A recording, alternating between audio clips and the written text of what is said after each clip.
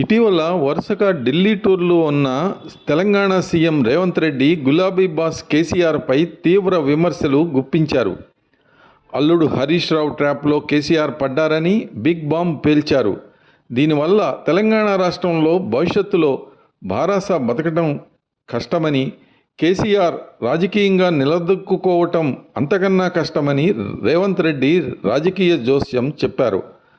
ఆంధ్రప్రదేశ్లో 2019లో తెలుగుదేశం పార్టీకి 23 స్థానాలే వచ్చినా చంద్రబాబు నాయుడు కోర్ రాజకీయాలను వదలకుండా పోరాటాలు చేశారని, అందుకే 2024లో మళ్ళీ ప్రభంజనంలాగా చంద్రబాబే గెలిచారని రేవంత్ రెడ్డి గుర్తు చేశారు.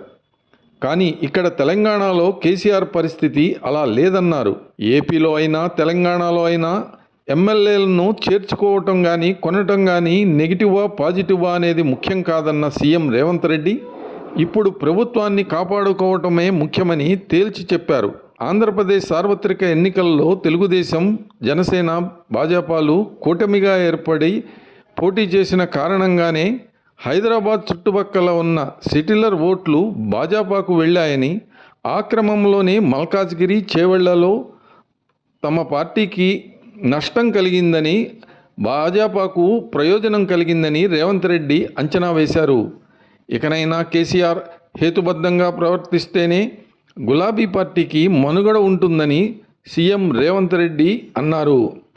చంద్రబాబు నాయుడు సీనియారిటీ ముందు వైఎస్ జగన్మోహన్ రెడ్డి ఎంత అని ప్రశ్నించిన రేవంత్, గత 5 ఏళ్లలో జగన్ పాలనలో వైసీపీ వాళ్ళు తిట్టే తిట్లు, చేసిన కామెంట్లను తట్టుకొని చంద్రబాబు నాయుడు పోరాటాలు చేశారని, పైగా తన కోర్ ఏరియాను కూడా చంద్రబాబు నాయుడు వదలలేదని అన్నారు.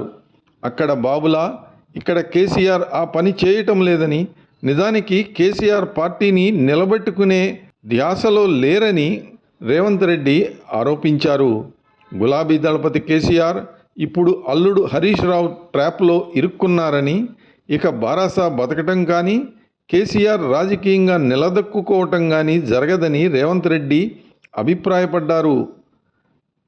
కేసీఆర్ హేతుబద్ధంగా ప్రవర్తిస్తేనే తెలంగాణలో గులాబీ పార్టీ కనీసం 2వ స్థానంలో ఉంటుందని రేవంత్ అన్నారు.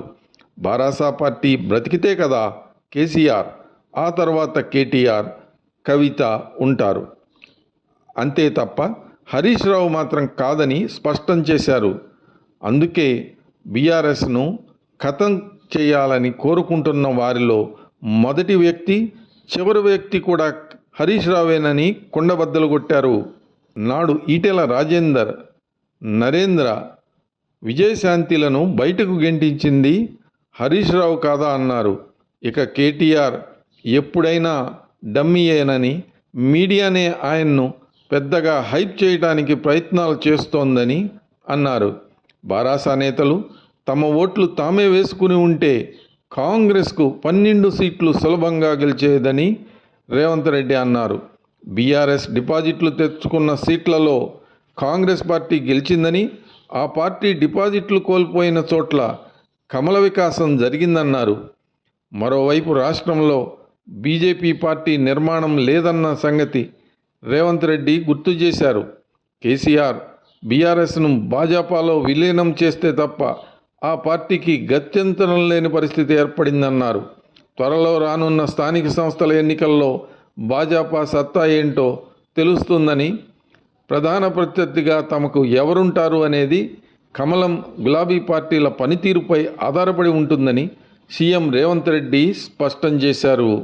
బారాసాను ముంచేది హరీష్ రావే అని సీఎం రేవంత్ రెడ్డి అన్న మాటలు రాజకీయాల్లో సంచలనం సృష్టిస్తున్నాయనేది నిర్వివాదాంశం.